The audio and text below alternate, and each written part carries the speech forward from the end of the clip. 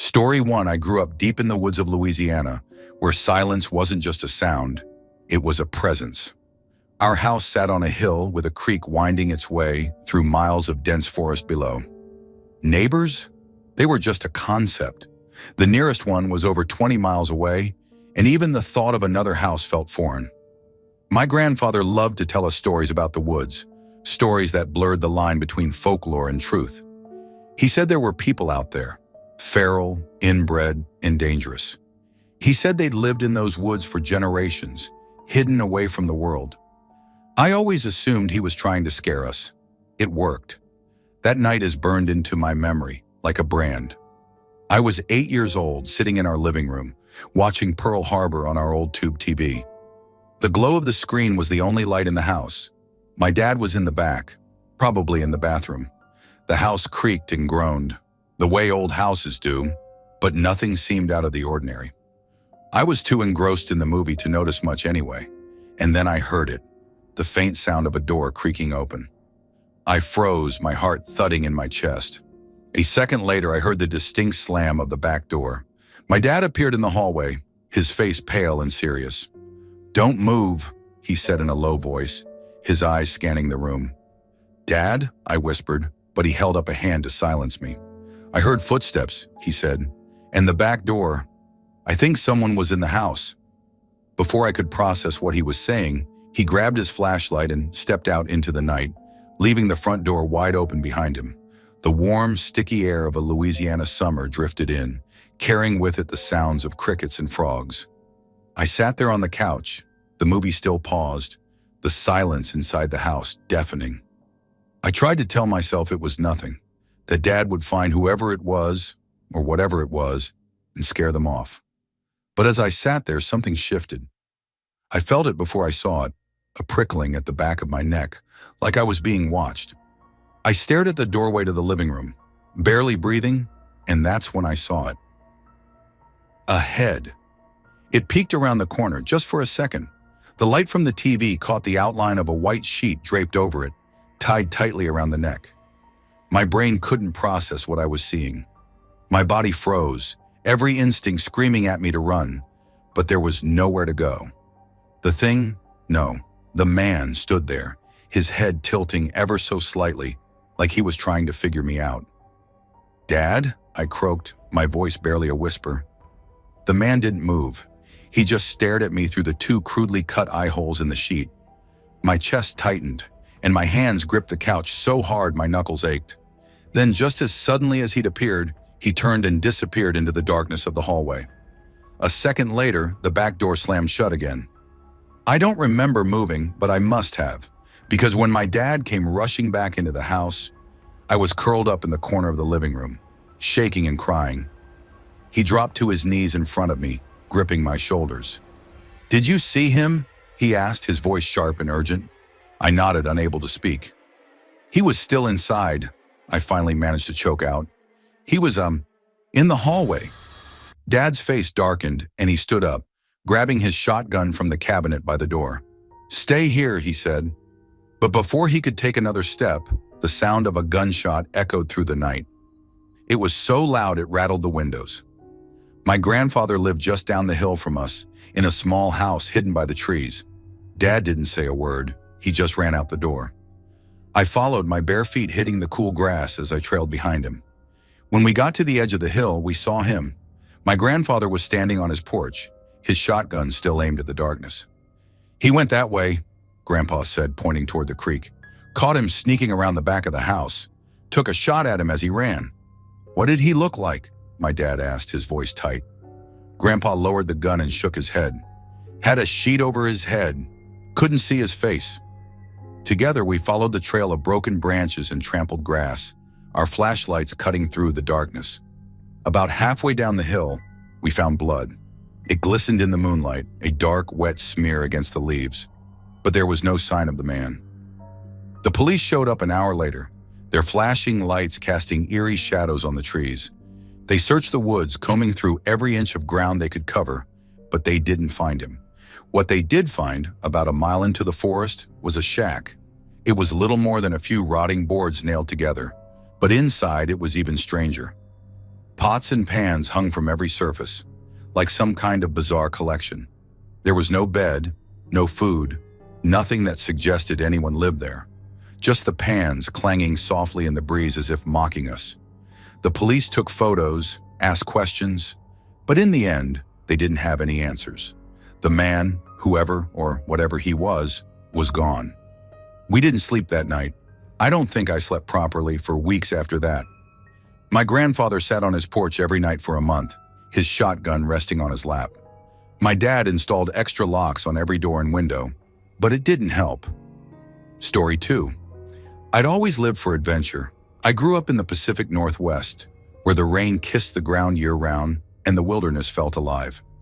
My name's Jake, and I've always found beauty in the eerie stillness of an off-season town. That's why, when my buddy Mark suggested we rent a cabin at Twin Harbor State Park, I jumped at the chance. "It's a beautiful beach," he said. "Quiet this time of year, perfect for a break from the city." The 7 of us pooled together enough money for a cabin and headed out. The drive was long and monotonous, rain drumming against the car like a heartbeat. As we approached Westport, a sinking feeling started gnawing at me. The town was dead. No people, no cars, not even lights in the windows. A solitary sheriff's SUV patrolled aimlessly, and the campsite itself was a swamp, soaked from endless rain. Benches were stacked high like they were abandoned in a hurry, and only one bathroom was open. It felt like the world had forgotten this place existed. Still, we made the best of it. We laughed, cooked dinner, and played music in the cabin, though the howling wind outside made it hard to feel truly at ease. By mid-afternoon, we decided to venture into town. The streets were lifeless except for a fish and chips joint where we grabbed lunch. On the way back to the car, we spotted the first person we'd seen all day, a ragged-looking man staggering along the road. His clothes were soaked through, and he muttered to himself, occasionally letting out guttural yells. We froze as he suddenly collapsed, face first into the pavement. He writhed on the ground, screaming like he was in agony, his body contorting unnaturally. My heart raced as Mark grabbed his phone to call the cops. Before we could do anything else, the man let out a final guttural shriek and sprinted into the woods like nothing had happened. We left immediately. Back at the cabin, the unease settled in. By 8 p.m., the road outside came alive with the roar of an old beater car that screeched to a stop near the bathroom. It sat there for a while, engine idling, before finally pulling away. "Probably some drunk," Connor said, shrugging it off. Later, Sheffy and I decided to grab a quick shower. The rain had only worsened, and the darkness felt oppressive as we walked to the bathroom. Outside the shower sat a woman, mid-30s, drenched in a leopard print skirt and a leather vest. Her presence was wrong, like a piece of a puzzle forced into the wrong spot. Do we need coins or something for the showers?" I asked, trying to keep it casual. She looked at me and smirked. "Sorry, honey, I only deal in foreign currency," she said, her voice dripping with something sinister. My stomach churned as the realization hit. She wasn't here to camp. Sheffy and I showered as fast as we could, but when we came out, she was still there. She got uncomfortably close to him, whispering something I couldn't make out. "Leave us alone," I snapped, and we hurried back to the cabin. On the way, the beater car returned, screeching into the lot. The driver, a wiry man with sunken cheeks, got out and started arguing with the woman. We didn't stick around to watch. Back in the cabin, the tension eased. We laughed it off as some junkies looking for trouble and went to bed. But around 3:30 a.m., Connor and I, still awake, heard engines rumbling. I peeked out the window to see 3 massive trucks and the beater car pulling up near the cabins. My stomach dropped as a group of men got out, flashlights slicing through the dark. "They're checking the cabins," Connor whispered, his voice shaking. The realization hit like a punch. They were casing the place. Moving from one cabin to the next, they rattled doors and peeked through windows, their voices low and tense. My hands shook as I woke everyone up, trying to stay quiet. "Get up, now we have a problem." Mark groggily asked, "What's going on?" "They're trying to break in." We flipped on every light in the cabin. When the men got to ours and saw the commotion inside, 7 of us, armed with axes and kitchen knives, they froze. One of them muttered something to the others, and they backed off, heading to their trucks. For a moment, it felt like we'd scared them off, but then they regrouped, lingering in the bathroom parking lot. They stood in a tight circle, pointing at us, their voices rising just enough to make out fragments. My skin crawled at the way they kept looking at our cabin, like we were prey they weren't ready to give up on. "Pack your shit," I said, my voice firm. "We're leaving." We threw our belongings together in record time, constantly glancing out the window. The group didn't move, but their presence loomed heavy. As we piled into the cars, the trucks roared to life. They followed us out of the campground, their headlights blinding in the rearview mirror. No one spoke as we sped down the rain-slick highway, adrenaline pumping. When we hit the main road, they turned back, disappearing into the dark like they'd never been there. We called the sheriff's office again and again, but no one picked up. Eventually, we stopped trying. All I know is that we got out, and I don't plan on going back. Ever. Story 3. I live in a small Inuit community nestled in the frozen tundra, with only 500 of us clinging to life on the edge of the world. You don't come here by accident. There are no roads, no boats, just the occasional plane when the weather allows. Isolation is a way of life. We all know each other, for better or worse. It's a place where whispers travel faster than the wind, but the silence of the land can swallow screams. It happened in June, when the endless summer light hovered in the sky, refusing to let the world grow dark. That night, though, felt darker than any polar winter. I remember it started as any other Saturday. The hum of snowmobiles and laughter drifted through the settlement. Families cooked outside, children played, and the air was filled with the sound of dogs barking. I had gone to my sister Appet's home for tea, and we sat near the window, watching the glow of the midnight sun stretch over the ice. At around 10 p.m., we heard screaming. At first, I thought it was kids fighting or playing rough. Nothing unusual.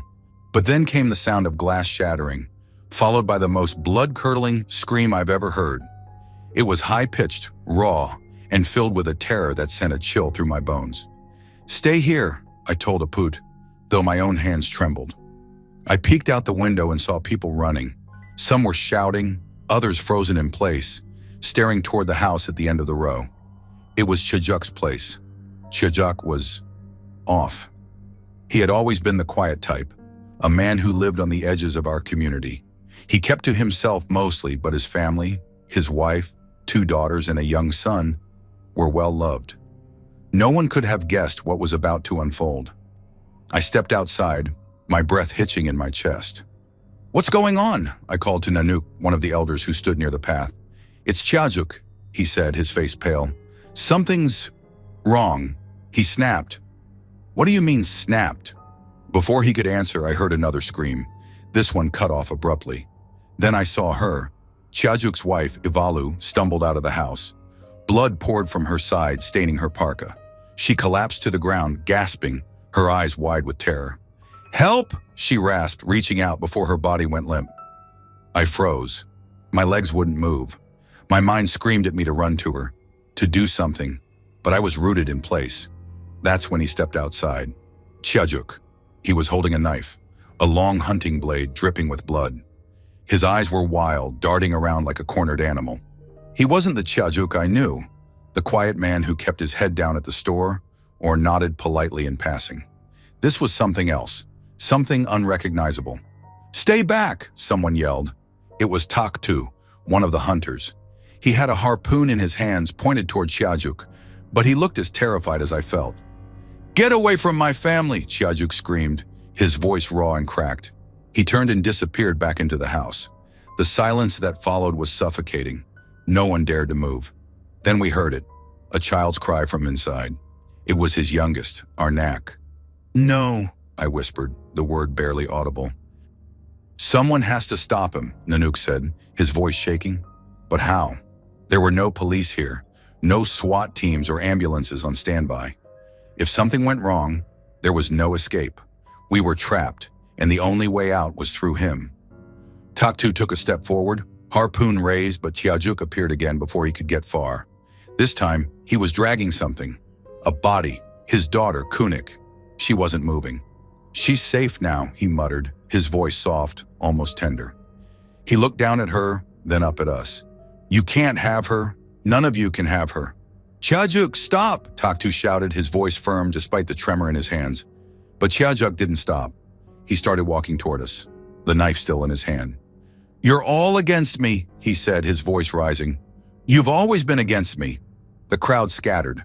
Some ran back to their homes, bolting the doors. Others stood frozen in fear. I grabbed Aput's arm and pulled her inside, locking the door behind us. "What's happening?" she whispered, her face pale. "I don't know," I said, trying to steady my breathing. "But we need to stay quiet." We sat in silence, the sounds of chaos outside muffled by the walls. Every creak of the floorboards, every gust of wind against the window made my heart race.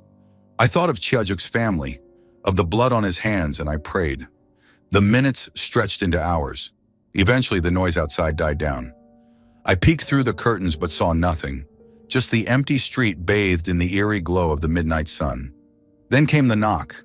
It was soft at first, barely audible, but it grew louder, more insistent. "Aput," I whispered, motioning for her to stay still. The knocking turned into pounding. "I know you're in there," Chiajuk's voice called out, low and guttural. "You can't hide from me." I covered my mouth to stifle a gasp. "I just want to talk," he said, his tone shifting to something almost pleading. "Let me in. Please." We didn't move. The pounding stopped. For a moment there was silence. Then footsteps. They faded away, leaving us in the suffocating quiet once more. It wasn't until the next morning that we learned the truth. Chiajuk had gone back to his house and turned the knife on himself. The authorities arrived later that day, flown in from the nearest town, but by then it was too late. They said he'd been struggling with his mind for years. Paranoia, they called it. But no one had seen the signs, not until it was too late. The community hasn't been the same since. Story 4. I've been camping on my grandpa's land since I was a kid. It's in the middle of nowhere, 7 miles down a dirt road, and even then, there's not much around but wilderness. It's beautiful, sure, but it can be unsettling. At night, the woods take on a different life. Howls of coyotes echo through the darkness, sometimes so close it feels like they're circling the campsite. We've spotted deer, once a moose, and occasionally a few stray cows. No idea where they come from. It's remote, isolated, and usually peaceful. But last summer, something happened. Something I can't explain. It was one of those nights when everything felt a little too quiet. My family and I had set up our tents earlier in the day, cooked dinner over the fire, and then talked until the flames died down. By the time we went to bed, the only sounds were the occasional hoot of an owl and the rustling of leaves in the wind. I fell asleep easily, wrapped in my sleeping bag, with the night air cool but not cold. Somewhere deep in the night, I woke up. It wasn't gradual. I snapped awake, my heart already pounding. For a second, I thought I'd dreamed something, but then I heard it. The high-pitched howls of coyotes, sharper and more frantic than usual. They were close, maybe the closest I'd ever heard them, their cries weaving together into a chaotic symphony. I sat up in my sleeping bag, every muscle tense. I listened, waiting for the howling to die down like it usually does. But this time, it didn't. It kept going, rising in intensity, echoing through the trees like they were hunting something, or being hunted themselves. And then underneath it, I heard something else. "Help!" I froze. "Help me!" It was a man's voice, distant but unmistakable. It sounded raw, desperate, like he was screaming with everything he had. I scrambled out of my sleeping bag, careful not to wake my family, and pressed my ear against the thin fabric of the tent. The voice came again, louder this time, like it was moving closer. "Help! Please!" My chest tightened. I unzipped the tent just enough to peek out, scanning the dark woods illuminated by nothing but the faint glow of the moon. The fire was out, the air was still, and the voice kept calling. "Help!" I wanted to wake my dad, but something stopped me.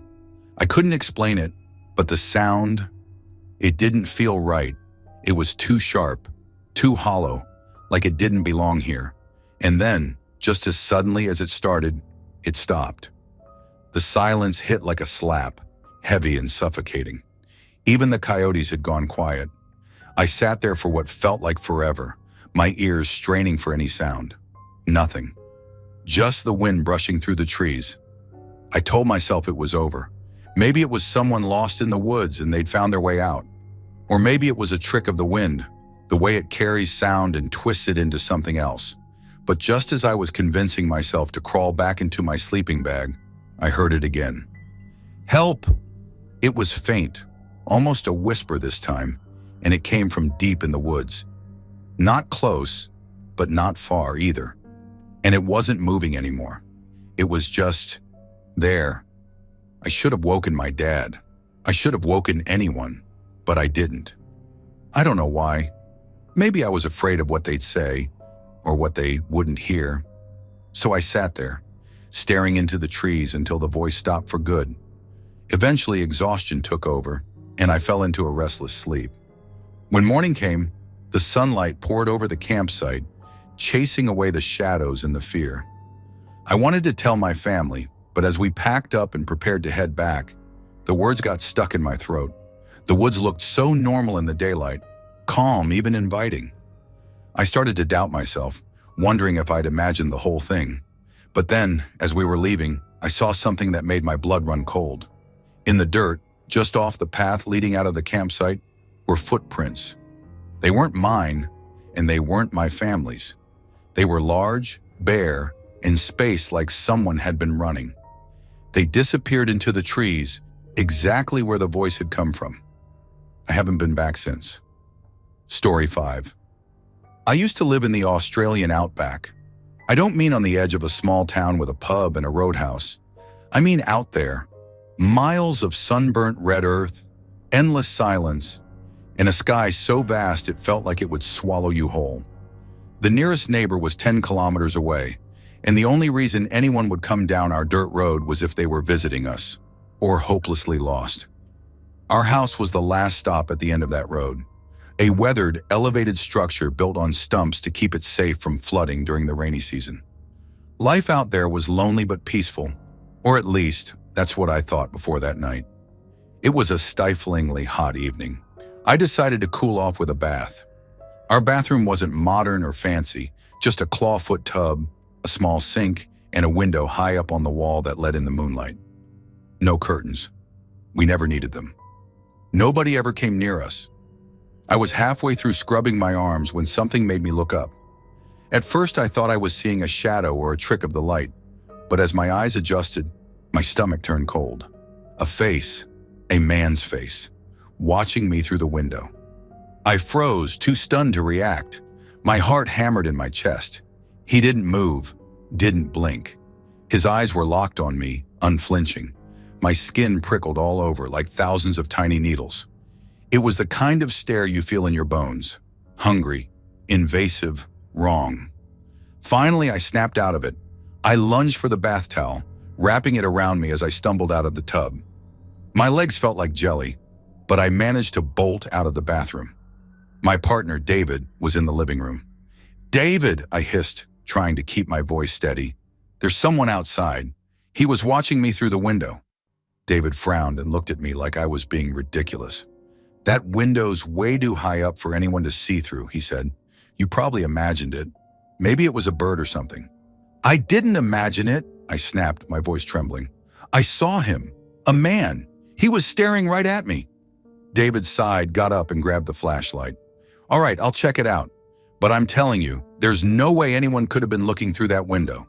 I followed him to the bathroom, clinging to the edge of my robe. David swung the door open, and we both stared at the high window. From the inside, it looked impossible. The bottom of the window was a good 2 meters off the ground, and the house itself was raised even higher on its stumps. He turned to me. "See? There's no—" "Just check," I interrupted. He sighed again and headed outside. I stayed by the door, watching him circle the house with the flashlight. The beam cut through the dark, revealing nothing but the dry, cracked ground and patches of grass. He reached the side of the house where the bathroom window was and stopped. "Son of a—" he muttered. "What?" I called out, my voice shaking. He didn't answer right away, but I saw him crouch down. When he finally came back to me, his face was pale, the flashlight trembling in his hand. "Someone's been here," he said quietly. "There are footprints in the dirt, big ones. Fresh." My stomach sank. "I told you," I whispered. I wasn't imagining it. "There's more," he said, his voice low. You know the shed, right? Half a kilometer from the house? I nodded.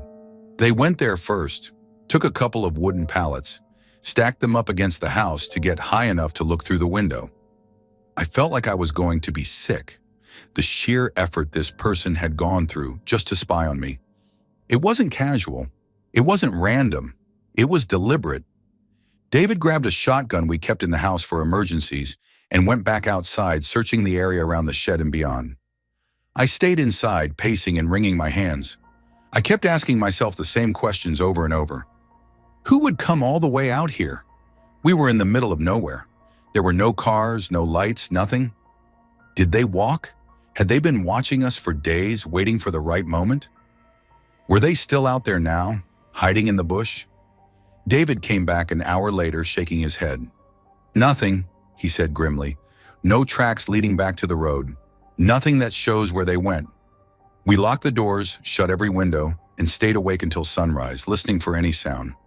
Every creak of the house, every gust of wind made my heart race. The next day, David scoured the property in daylight, hoping to find some sign of where the man had gone. There was nothing. It was like he'd vanished into thin air. For weeks, I couldn't shake the feeling that we were being watched. I'd catch myself glancing at windows, flinching at the slightest noise. But the man never came back. Or if he did, he stayed hidden. We left the outback a year later, moving closer to civilization. Even now, in a busy suburb, surrounded by people, I still double-check the locks and close the curtains before dark. Story 6, I grew up in a small, quiet town nestled against a stretch of dense woods. The kind of place where everybody knew your name, but not necessarily your secrets. It was the summer I turned 13, and I spent most of my days exploring those woods, looking for adventure, trying to outrun the boredom of endless, sunny afternoons. My parents worked late most nights, and as long as I was home before dark, they didn't ask too many questions about where I'd been. The woods were my escape. I knew every trail, every clearing, every fallen tree where you could sit and listen to the world breathe. But that day was different. The air felt heavier, like the forest itself was holding its breath. I was following a path I hadn't taken in years, one that snaked through a denser part of the woods where the sunlight barely broke through the canopy. My sneakers crunched against the leaves as I pushed deeper, the sound eerily muted. That's when I saw it. At first I thought it was just a pile of junk someone had dumped, a crumpled pillowcase lying half hidden under a bush. But curiosity got the better of me, and I crouched down to take a closer look. The pillowcase was stained and dirty, like it had been out here for a while. I pulled it out into the light and opened it. Inside was a jewelry box, cheap plastic, the kind you'd see in a little girl's room. It was scratched and missing a corner, but when I flipped it open, I found it still held a tangle of necklaces and bracelets, all plastic and garishly colorful. There were other things too, a couple of keychains, a crumpled pack of bubble gum, and a school ID card. The girl on the card couldn't have been older than 9, her hair pulled into 2 uneven braids, a gap-toothed smile stretched across her face. The name and school were too smudged to read clearly. I felt a chill run through me, despite the summer heat. This didn't belong here. It didn't make sense. My first thought was that maybe some kids had been playing out here and left it behind, but something about it felt wrong, like it wasn't just forgotten, it was abandoned, deliberately. I stood up, pillowcase in hand, and looked around. The woods seemed to press in closer, the trees whispering in a language I couldn't understand. I stuffed the pillowcase back under the bush and hurried home. My stomach knotted with unease. For the next couple of days, I couldn't stop thinking about it. That little girl's face haunted me, her name just out of reach in my memory. I tried to shake it off, told myself it was just someone's lost stuff, but the feeling that something wasn't right wouldn't go away. Finally, I decided to go back. It was late afternoon when I retraced my steps to the spot where I'd found the pillowcase. The woods felt different this time. The air was colder, the shadows longer, even though it wasn't anywhere near sunset. When I reached the bush, I knelt down and pulled the branches aside. It was gone. I froze, my heart hammering in my chest. I was certain I'd left it right there. No one else ever came out this far, at least no one I'd ever seen. I searched the area, hoping I'd somehow mistaken the spot, but there was no sign of it. The ground where the pillowcase had been was undisturbed, as if it had never been there at all. That's when I heard it, a faint rustling, like footsteps crunching through leaves coming from somewhere deeper in the woods. I stood up and spun around, my eyes scanning the trees, but I didn't see anyone. The sound stopped, and the silence that followed was so complete it felt suffocating. My pulse thundered in my ears. "Hello?" My voice cracked as I called out. No response. I don't know why, but I felt like whoever, or whatever, was out there was watching me. I took a shaky step backward, then another, until I was practically running back toward the edge of the woods. I didn't stop until I burst out onto the street, gasping for air like I'd been holding my breath the whole time. I told myself I'd imagined the whole thing, that someone must have found the pillowcase and taken it, that the rustling was just a squirrel or a bird. But deep down, I didn't believe it. That night, I lay awake in bed, staring at the ceiling, replaying everything in my head. I tried to remember the girl's name, the school on the card, anything that could explain who she was or why her things were out there. But it was all a blur. The next morning, I went to the library and started flipping through old newspapers, looking for anything about a missing girl.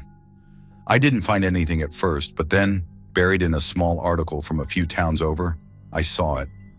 A 9-year-old girl had gone missing the year before. No leads, no suspects, no trace of her ever found. Her name was Emily. I sat there staring at her picture, my blood running cold. It was the same girl from the ID card, the same gap-toothed smile, the same uneven braids. I wanted to tell someone, to explain what I'd found, but what could I say? That I'd stumbled on a pillowcase in the woods and now it was gone? That I'd heard footsteps in the trees? It sounded insane. Story 7. When I was 14, my family uprooted and moved to northern Alberta, to a house that was more isolated than I could have ever imagined. We were a half-hour drive from the nearest town, and by isolated I mean the kind of quiet that makes you realize how loud your own breathing can be. At first it was unnerving, but over time I got used to it. Nights, though, had a way of reminding me just how far away we were from everything and everyone. It was one of those nights, cold and still, with the air so crisp you could hear a leaf hit the ground if you were outside. I was in my room, the glow of my computer screen the only source of light. I had my headset halfway on and was chatting on Ventrilo with my World of Warcraft guild. My connection was spotty, more like a trickle of internet than a stream, but it worked well enough for us to joke around. My window was open slightly for air, though the blinds were drawn shut. We were mid-conversation when I heard it, a soft rustling noise from outside. It was faint, but distinct enough to cut through the chatter in my ear. I froze for a second, my fingers hovering over the keyboard. We lived in the middle of nowhere, so it wasn't like there was anyone walking by, but it could have been a deer or some other animal. They were common around the area, though they usually didn't stick around when they heard noise or saw light. "Hang on," I muttered into the headset, not sure if anyone heard me. I listened for a few seconds longer, but the sound didn't come back, just the usual silence of the woods. I shook my head, feeling silly for getting spooked. Probably just the wind or a branch brushing against the side of the house. I went back to my game and the banter with my guildies, the laughter in my ears pushing away the unease. Then it came again. This time it was louder, closer, right outside my window, a steady, deliberate rustling, like something brushing against the wall.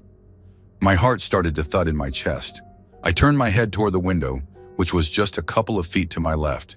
The blinds were closed, but a faint beam of moonlight seeped through the gaps. I stared at the slats, waiting for something, a shadow, movement, anything. Nothing, just stillness.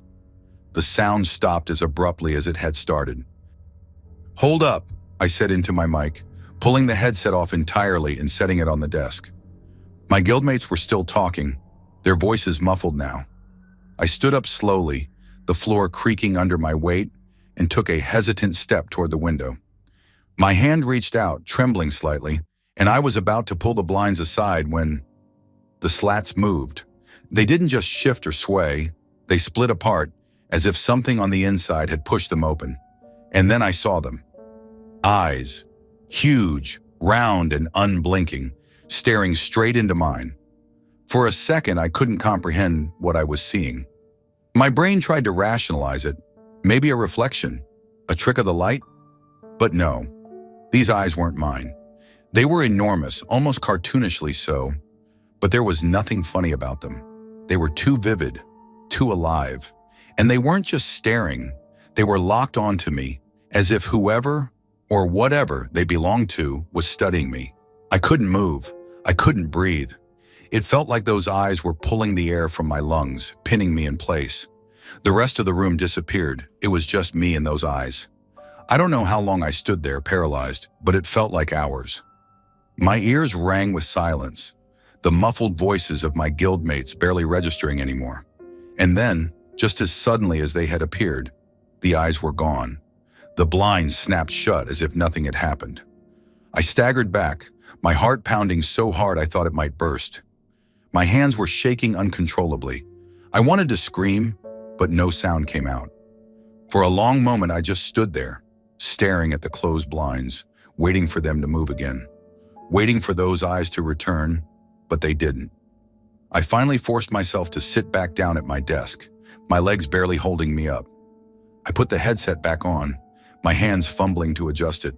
The voices of my guildmates came rushing back, their laughter and casual chatter a stark contrast to the terror I had just experienced.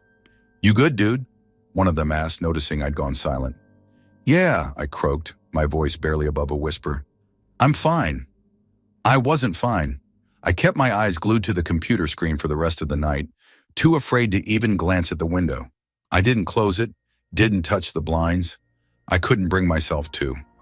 Every noise outside, every rustle of wind or creak of the house, made my heart skip a beat.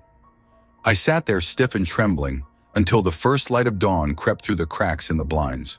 When morning came, I mustered the courage to look outside. There was nothing there. No footprints, no marks, nothing to suggest anyone or anything had been near my window. But I knew what I saw. Those eyes weren't human. They couldn't have been. Story 8. I live on a large property in Australia, right where the bush meets open paddock.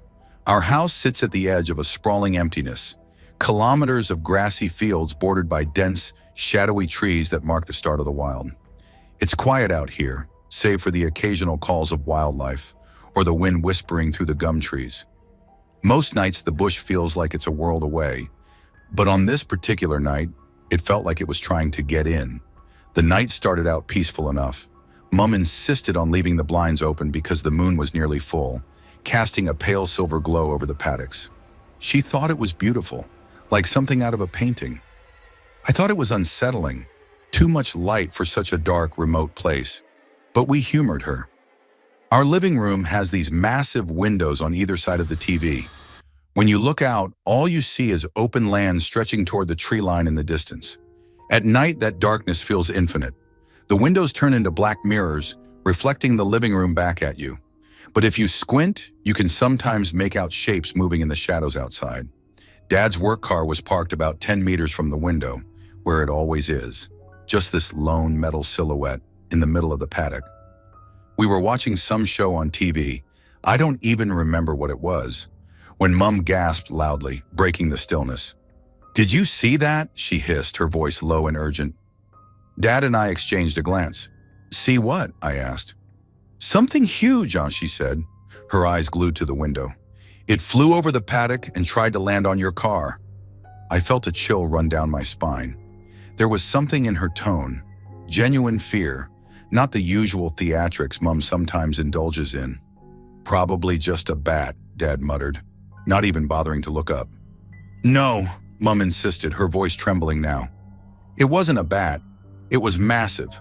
I'm telling you, it tried to land on the car."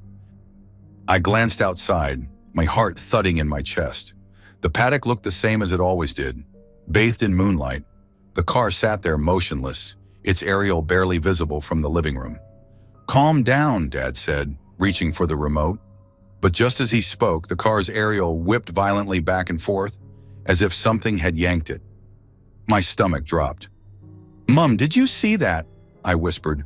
"I told you," she cried, standing up and backing away from the window. Dad finally looked up, his face pale. He stared at the car, then at us. "All right, what the hell was that?" None of us moved. None of us dared to go outside. For a moment, the world felt impossibly silent. Even the usual night sounds, the crickets, the occasional distant howl, had vanished. It was as if the bush itself was holding its breath. Then came the noise. A low, guttural screech, somewhere between a bird's cry and a roar, echoed across the paddock. It sounded like it was coming from above us, from the sky. Mom let out a little scream and lunged for the blinds, yanking them closed. The room plunged into darkness, save for the faint glow of the TV. "What is it?" I whispered, my voice barely audible. "No idea," Dad muttered, but I could see his hands trembling. For what felt like hours, we sat in silence, listening. The screech didn't come again, but every so often we'd hear a faint rustling outside, like something large moving through the grass. "Should we call someone?" Mom finally whispered. "Who are we going to call?" Dad shot back. "The cops? And tell them what exactly? That a giant bird tried to land on my car?" His sarcasm didn't mask his fear. None of us wanted to admit it, but we were terrified. Eventually the sound stopped. The world outside seemed to come back to life.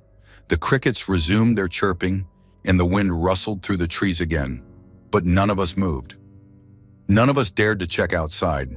The next morning, when the sunlight made everything feel safer, Dad finally went out to inspect the car. The aerial was bent at an odd angle, as if something heavy had landed on it. "Probably just an eagle," Dad muttered, though his voice lacked conviction. I wanted to believe him. Wedge-tailed eagles are massive birds, and we see them sometimes out here, circling high above the paddocks.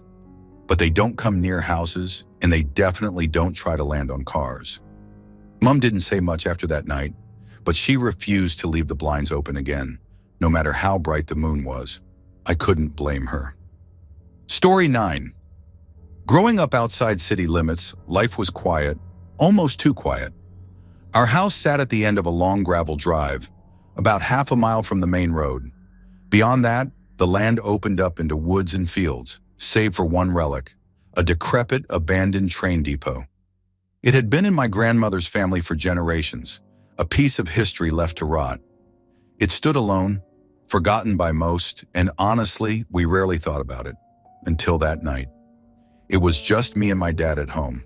My mom and siblings were out, and the silence inside the house was almost unsettling. The only sound was the occasional pop of the wood in the fireplace and the faint rustle of the wind outside. I was in the living room flipping through channels when I heard it. Gravel crunching. At first I thought maybe my mom was back early, but I knew better. Her little car would never make that much noise on the drive. This was something bigger. I got up and peered out the window, heart pounding against my ribs. That's when I saw it. A truck, black or maybe dark green, pulling slowly up our gravel driveway. "Dad!" I hissed, not taking my eyes off the truck. He came out of the kitchen, wiping his hands on a towel. "What is it?"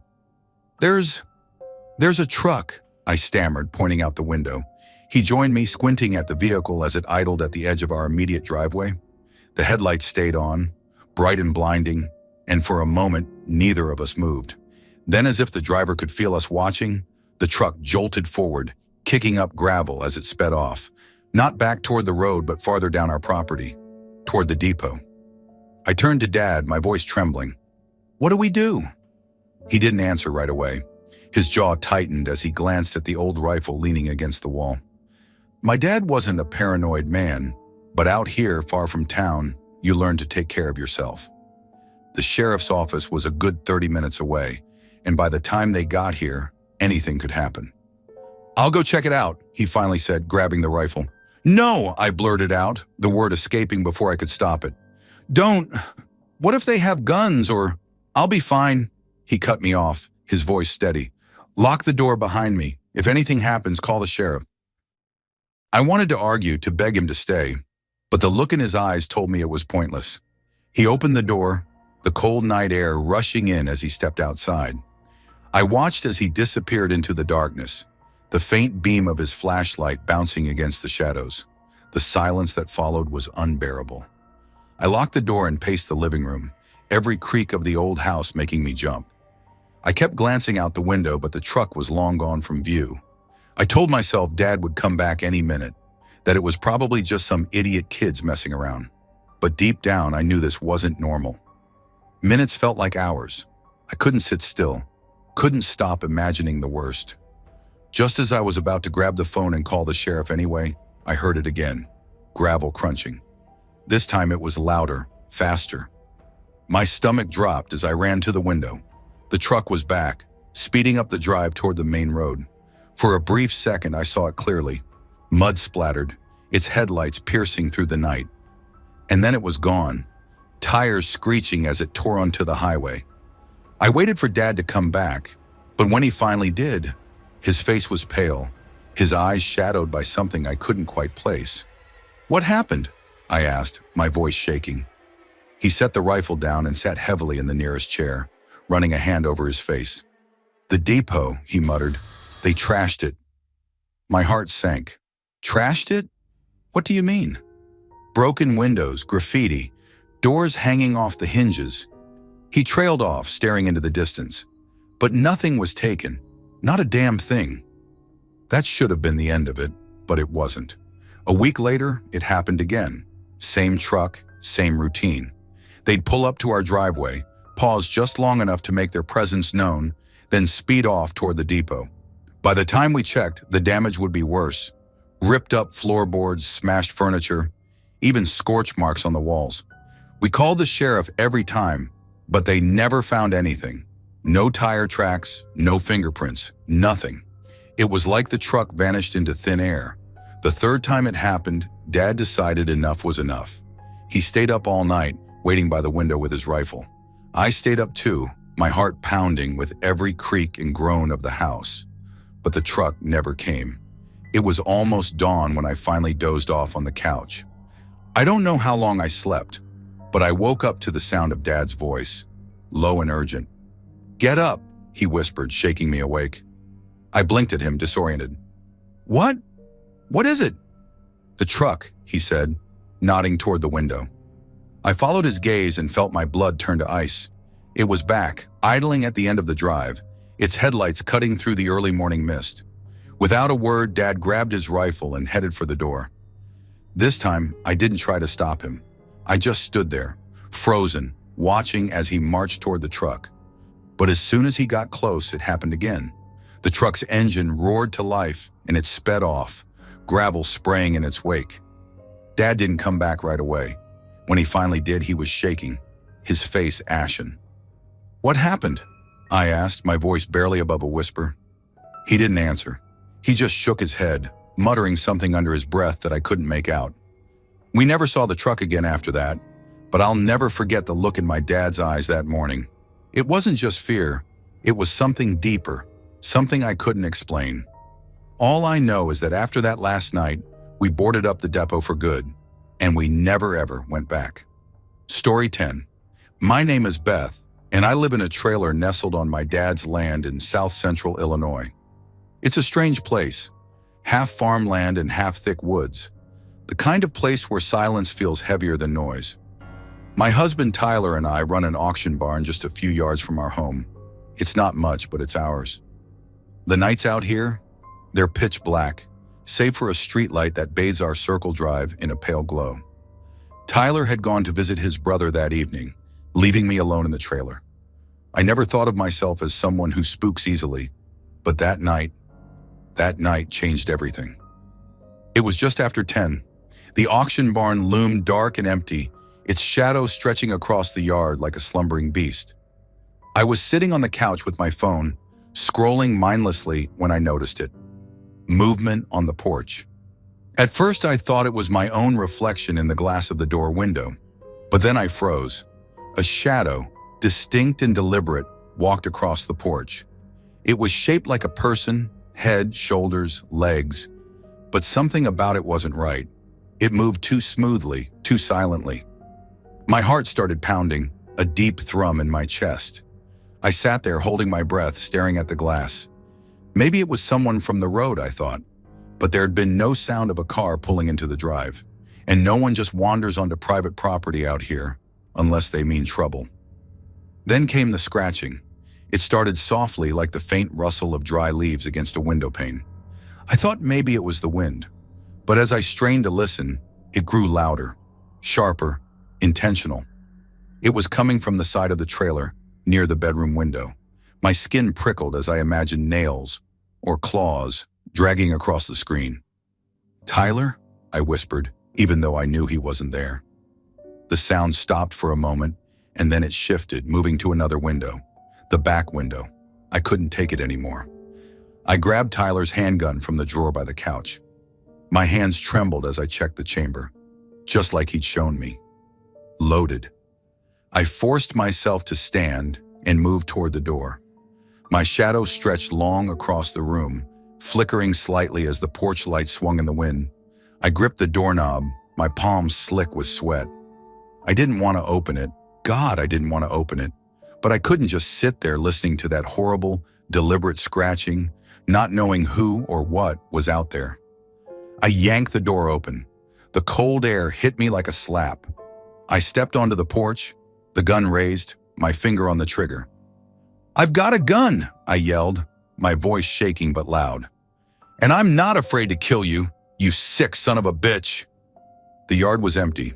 The circle drive was bare, save for my car. The shadows under the trees danced with the wind, and the barn stood silent and still. I scanned every inch of the property, my heart hammering so loudly it drowned out the night sounds. Nothing. No footsteps. No movement. Just the eerie silence of the Illinois countryside. And then, just as I started to lower the gun, the scratching stopped. Not faded. Stopped. Like whatever it was had been watching, listening, and decided to retreat. I backed into the trailer, slammed the door, and locked it. For the next hour, I sat on the couch with the gun in my lap, staring at the windows. I didn't see the shadow again, and the scratching didn't return. But I didn't sleep that night either. When Tyler got home, I told him everything. He grabbed a flashlight and searched the yard, the barn, the woods. Nothing. No footprints, no tire tracks.